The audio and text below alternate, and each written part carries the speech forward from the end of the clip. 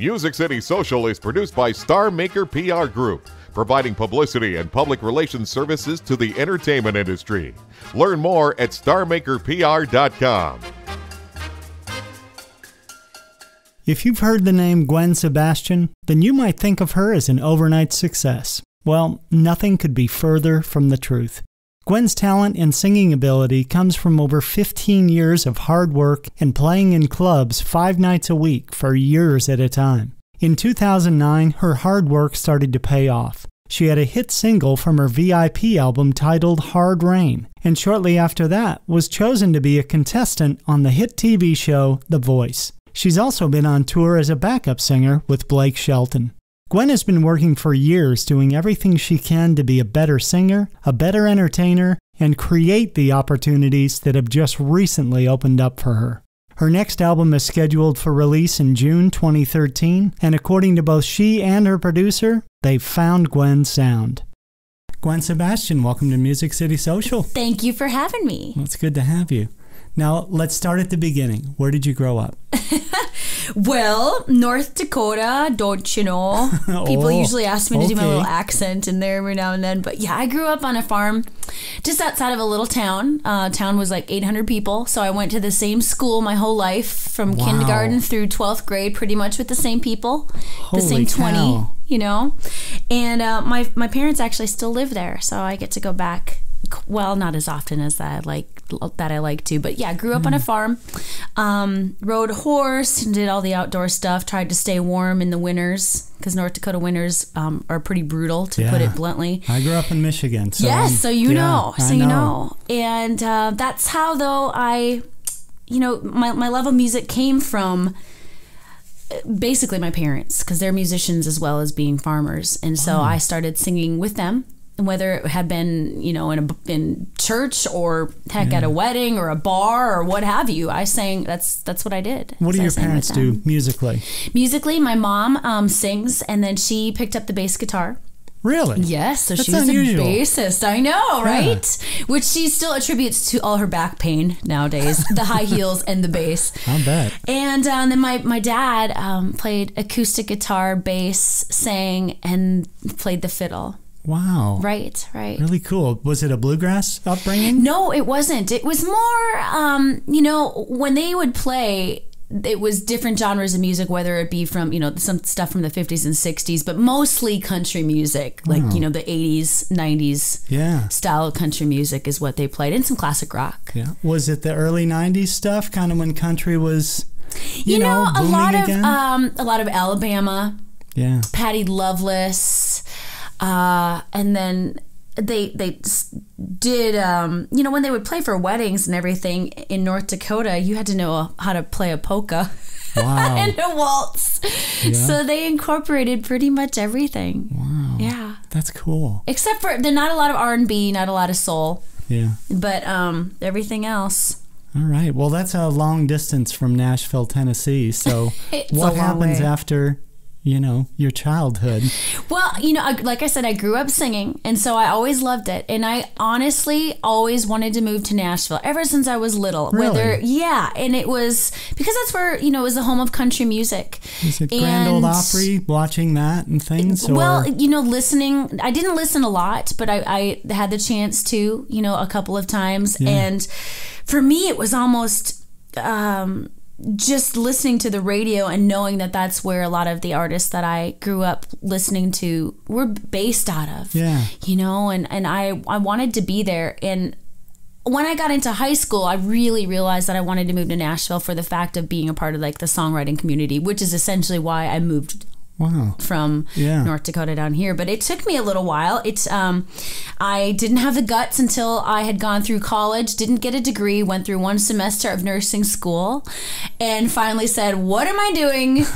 I need to go. Yeah. And after a little trip with my mom, we had checked out just a music conference. And I said, Mom, I think I want to go. And she said, well, go for it. So I did. Well, coming from a small town and going to the same school for 12 years and 200 people maybe? About 800. 800. Yes. I would imagine you don't have a bunch of people saying, yeah, go to the big town and make it. I mean, right? So was there any support there? Like, yeah, Gwen, go for it. You know what? There was never any negativity about it. Wow. Even though I had grants to pay back, or, you know, college scholarship stuff I didn't get a lot of, and so my dad paid for a lot of it and all that kind of stuff. There's all that to pay back. He didn't say, no, you need to stay in and do this. He understood. And I have a huge extended family, and so they were all so excited for me too as well, to, you know, to go out there and do it. And I believe that if I didn't have that, I don't think I would come as far as I have. Yeah. I probably would have moved back, you know, but having that support, there's something about that that you need no matter what you're doing in life. Really. Yes, definitely. So when was it that you moved to Nashville? About 15 to 16 years ago. Wow. So what year is that? I'm so 97? bad. Yes, right around there. Excuse me. Around there. Actually, I think it was 96. I think it was October of 96. So I'm moving on to my 16th year here.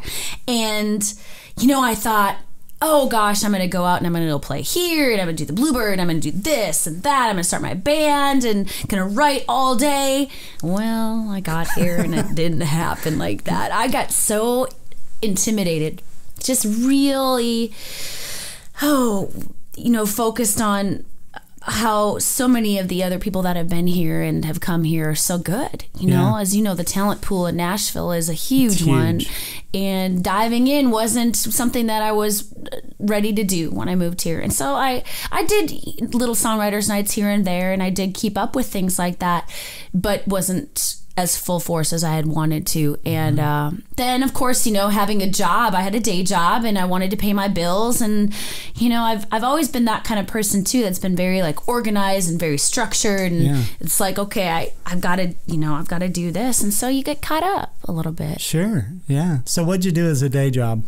I was I started out 2 weeks into being in Nashville. I got a job, and it was at a real estate agency as a secretary there. And then as the years went by, they had given me the opportunity to get my real estate license so that I could do their property management. Wow. So essentially, I was answering phone calls about clogged toilets and leaky roofs and things like that. And I had to be the bad guy and collect rent, which sucked. I hated that. I really did. Loved the people I worked for, and in fact, I still try to keep up with them a little bit, but it was not the job for me.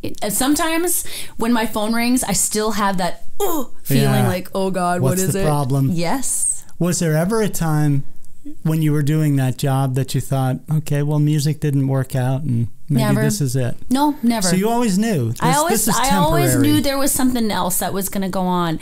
And then I was fortunate enough to basically get hired as a backup singer for a friend of mine named Jason Jones, who at the time had a development deal. And so he was playing around town, going out and doing weekend gigs and things like that. So I was still able to have a day job and then go out with him and do that. And that's where my, I guess the fire lit in me again. Right. Where it's like, okay, this is it. I got to go out here and do this. And my employees at the time was so cool that they, understood, and they kind of let me, basically make my own hours and then go do my thing. That's another cool thing about Nashville is that a lot of people here are accepting of that. They understand it. They know why you're here, and they do. Do a good job while you're working for them, but we understand. Absolutely. This isn't you. Right. you know? That's very true. Yeah. So going from working full-time as a property manager, you're doing backup singing. And so at some point there's a transition where it's like, I don't need to be a property manager anymore. What was that? What was it when you were like, okay, I can leave this now? I don't know if it was actually the smart thing to do at the time, but I just had to take the chance. And it happened to be at a point in my life too where it was the drive that outweighed the planning, I guess, if that makes any sense. And it was actually with Louis Newman, who is, really heavily responsible for getting me to where I'm at today. And he was drumming at the time for Jason, and I was singing backup. And we had networked, of course, by just going out to play these clubs with a lot of the club owners or casino owners or things like that, to where it was time for us to create our own thing and for me to promote my own music, because at that time as well, Jason had to start staying in town and being more part of the writing industry here, so he couldn't go out and do his thing. So it was that transition. I'm totally going on a tangent. No, probably that's sounds great. really complicated, You're but the question. But it was, that is what it took. And so some of those connections that we had made, we had got in and played clubs, and I was able to do my own original music, but of course maintaining a good amount of cover songs that people were familiar with. And we just had so much fun. And then as we did a good job, people would call us back, and so that's how we built it. And Louis essentially till this day is he hates the word booking agent, but that's, he's gotten most of our gigs. Wow. Gotten lucky along the way with a few, friends helping us, as well. Yeah. But he's essentially done all that. Wow. Yeah. So you're playing in lots of clubs and casinos and things like that? At the time, it was mostly casino work, because that's where we could do it full time. Right. It was lucky enough to, then a lot of casinos, you could play from you could play every day of the week. Yeah. Really. And then you realize after you do that for a couple of years, it's so hard on your voice, and it's not good for it. Yeah. And while I was very lucky to have had that opportunity and have been paid to do what I love to do, then that's where it was, okay, we need to weed back and really focus on me as an artist, being more original and getting to the point of where I could get up and play an hour and a half show at like a fair or a festival, and do opening slots. And so it took a few years for that too, but essentially for about the last 9 years, I've had a full-time job with the same band members. I've had my guitar player Paul and Jason's my bass player, and then Louis. We've all been a core unit for the last 9 years doing this. Wow. Incorporating other instrumentation along the way as we could, and sound engineers and things like that. That's cool. Mm-hmm. So when was the first recording? My first recording I did actually back in Hebron, North Dakota, where I'm from. If you can believe, there's actually a recording studio there. No. Which is what? It's 60 miles from the nearest McDonald's from my farm. But we had a recording studio in that town. It doesn't make sense. Like, it doesn't fit together. It doesn't. It happened to be because there was a band. It's a family band that the Tibor brothers had their own studio, and so I got to go in and do some demos there. So that technically is my first recording. Yeah. But my first release was in 2006, and it's an album called Invitation that I was able to go in and record, and had friends helping me with the money on that to go in and do it, because I wanted to do it the right way. So I was lucky that way too. But I went and recorded, I think, two. At that time, I wrote 2 of the songs on there, and everything else was outside writers. Wow. And did a couple of cover songs. How instrumental was that recording in getting you on The Voice?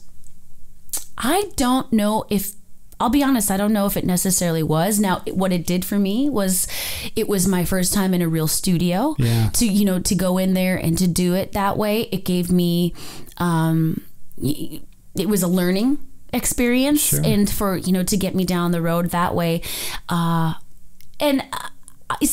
don't know if I can say that is was some sort of a correlation of getting me onto the show. Yeah. I don't think so. I think I would have auditioned for the show had I not had anything recorded. Yeah. And now I might not know some things behind the scenes where they were checking out my music on iTunes because it's there. Right. It may be very well. They could have listened to something there and it pushed me through. So maybe I take all that back, what I just said.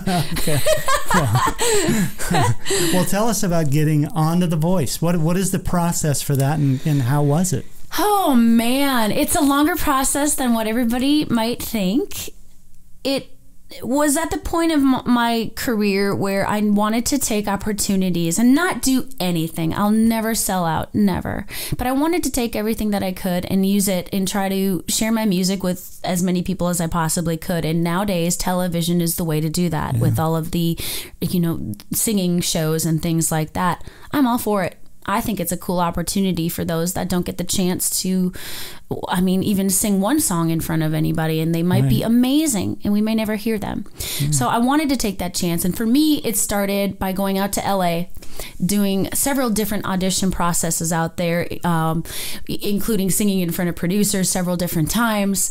Interview process, lots of interview process. And then it dwindled down to about 200 and some of us, where they put us into a hotel and it was all a secret, couldn't talk about it.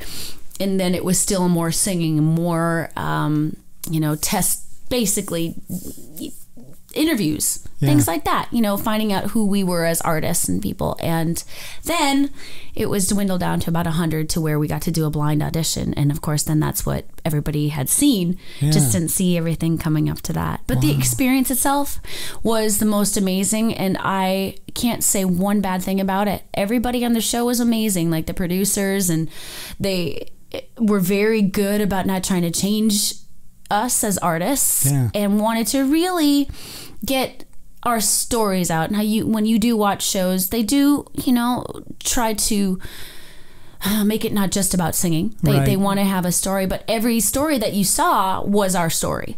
It was very real. Interesting. Because I was going to ask that. Obviously, you have to be able to sing to be on the show. Yes. But then there are some reality shows where the backstory is really the show. The show, and they really push it. Yeah. And I like the voice because it boils down to singing. It sure does. It sure does. And, I understand, too, why people do me as a listener. When I listen to somebody's music, yes, I'm grabbed by their voice, or I'm grabbed by the song, or what have you.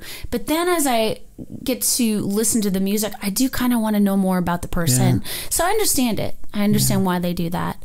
But made a lot of friends there, and still keep in touch with quite a few of the other artists that were on the show. Yeah. And then you went on tour with Ricky Shelton, right? Blake Shelton. Blake. Yes. Gosh. You're thinking Ricky Van Shelton. I am. You're absolutely right. They are not related. I've asked the question many times as well.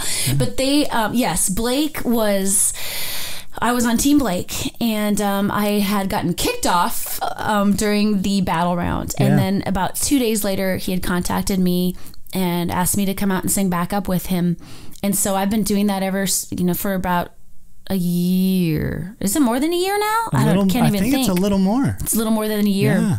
And I'm still doing that. Wow. He's very, very supportive. He's one of the best guys I've met in the business and just in life. Yeah. He's a really good person and wants to help out. And so I do want to go do my own thing, and I'm doing my own shows and promoting, my music, but I still want to be loyal to somebody that's given me a chance to do that. And so I get to have the best of both worlds. Yeah. Now, your manager, Louis, made some great points about your first recordings up till what you're doing now. Sure. That maybe you hadn't found out who Gwen Sebastian is on the first one. Yeah. But now you have. Yes. What's changed? I don't know if anything necessarily has changed. I am a lover of music, and so the type of songs that I choose to record always at the time were something that I believed in at the time. Yeah. It was never, like I said, it was never giving in or selling out. But even in life, I think as you grow, you change what you like, and you change a little bit of the sound. My live show has always been a high energy show. I'm not afraid to sweat, and I'm not afraid to be silly or do what, have fun. Yeah. And so I think now, finally, that energy there's a little more of that energy into my recordings. Yeah. And incorporating that. And I guess it's just a bit more, mature. Maybe that's probably the right word to say. How would you describe your music? My music, it's hard. I don't know if I would compare it to anything, like I said, it's something that it's energetic, yet it's makes you think a little bit as well. The sound itself, that I tried to go in on this project and have the whole band come in and play at once, so I feel that energy and that the energy came through and everybody can be a little more creative, I believe. Just more mature, and it's got kind of a swampy rock vibe to it as well. Cool. Yeah. Now, is that done? It's almost done. Almost done. Yes. I believe that maybe mid-March, April time, it'll all be complete. All right. What will be the next step? The next step, that's complete. The next step is promoting a single, and the actual single hasn't definitely been picked yet, and so I'm leaving that up to my team at Flying Island Entertainment to help me with that, but I'm definitely going to be a huge part, as well as Louis, in picking it. I want to be... I'm going to give the choices, basically, if that makes any sense. And I'm lucky to be able to do that with the people that are surrounding me. Yeah. And so we'll be making a video and promoting it as a club promotion. And then hopefully we'll get some radio airplay out of it. If it doesn't all happen that way, it doesn't. But that's the plan now. And, going on tour and singing the song live. And we've been doing a few of the tunes live, for about the last year. So we've kind of gotten some feedback already, which is part of the reason we've recorded certain songs. Yeah. So those are the ones that are on top of the list as single contenders, if you want to call it that. Yeah, that's smart. I hope so. I don't know if I know what I'm doing, but... Well, but you're listening to fans. The people matter. Yeah. The people matter, and that's what it's all about. Absolutely. So when this project is done and you've recorded a video, you've got a single, you're pushing that, do you think it's beneficial to go out and do smaller shows as a single artist, or would it be better to open on a larger tour?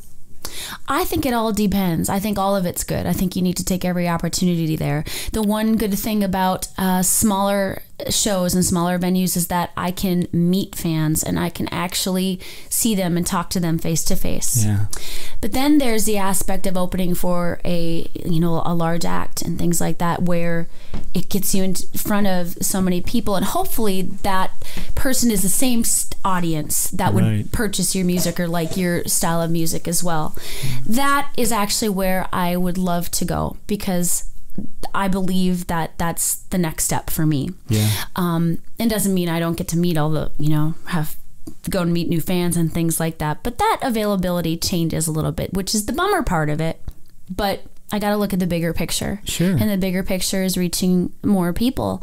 And, getting that opportunity is one that I'll never take advantage, take advantage of. It's just, I will respect it and be honored to be able to open up for a big act. Any chance you'd open for Blake? He's actually been kind enough to get me up to sing a few tunes already, things like that. Yeah. But I'm crossing my fingers.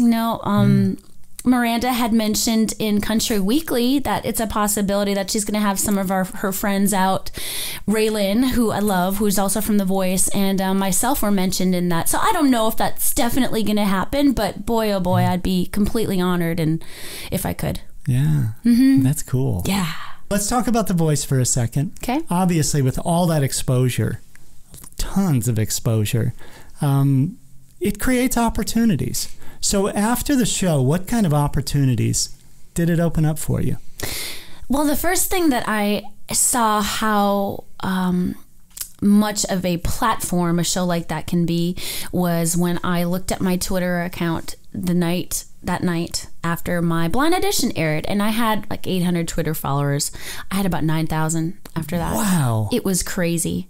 So it's just amazing how far that can reach people. So it's helped me connect more with fans out there that may have never heard my music, and now I call them friends now. Yeah. And then that, along with, of course, Blake taking me out on the road with him, I have a feeling that his, I guess, stamp of approval has part of it to do with me getting to play CMA Fest Fanfare in front of like 70,000 people. I got to do a few acoustic songs the night that he played.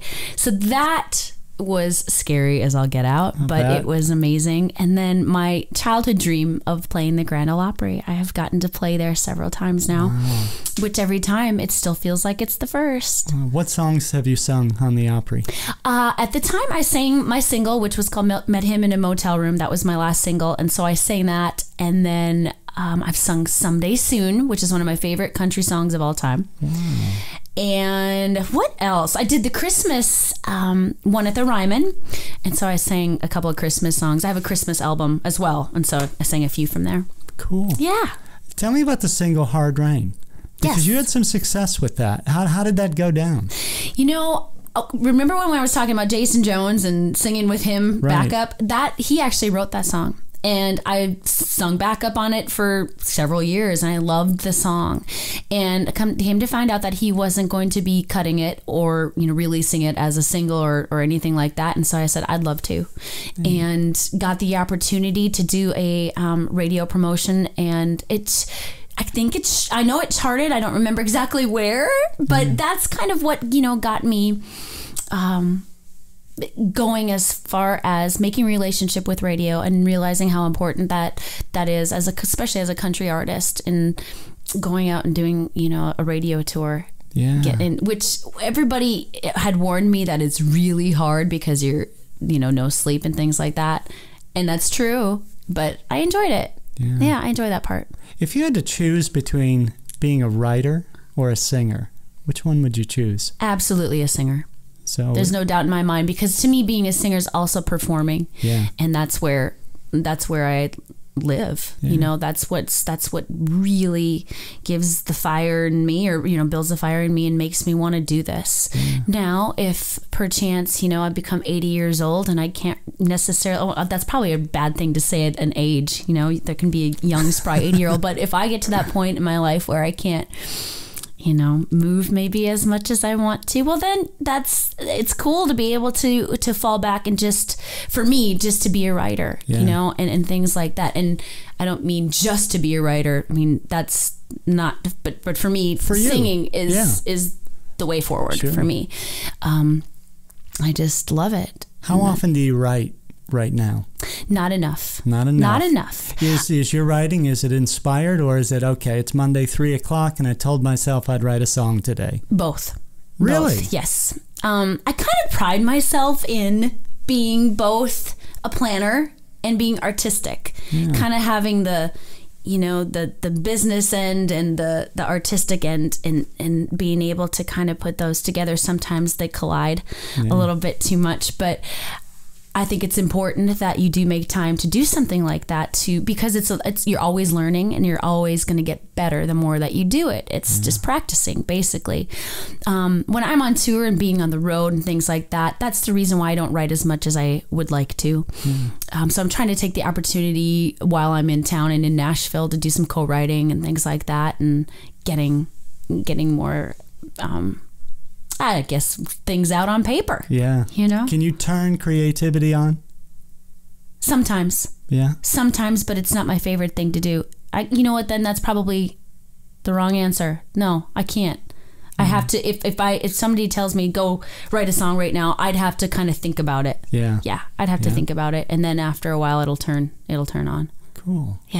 All right, let's pretend you moved to Nashville today. Okay. What are your first steps in finding work, establishing yourself as an artist, letting people know Gwen Sebastian exists? What do you do? I would tell people to not be afraid. I think that, that's preaching to the choir, because I had said that before. That's what really held me back, was intimidation. But you can't let that inhibit you. And looking back now, I know that there's been reasons why I may have gotten to this point a little bit later in life versus when I was younger. I was supposed to learn. But I really do believe that I may have been a little further down the road if I would have started a little bit sooner and not been afraid. And It's hard.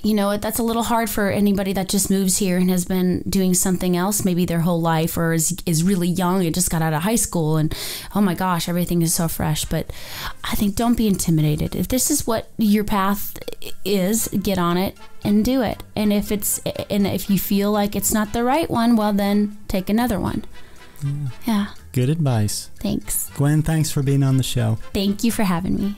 Thank you for listening to this week's episode of Music City Social. If you or someone you know would be a great guest on Music City Social, please visit musiccitysocial.net and click the Recommend a Guest link at the top of the page. Music City Social is produced by Star Maker PR Group, providing publicity and public relations services to the entertainment industry.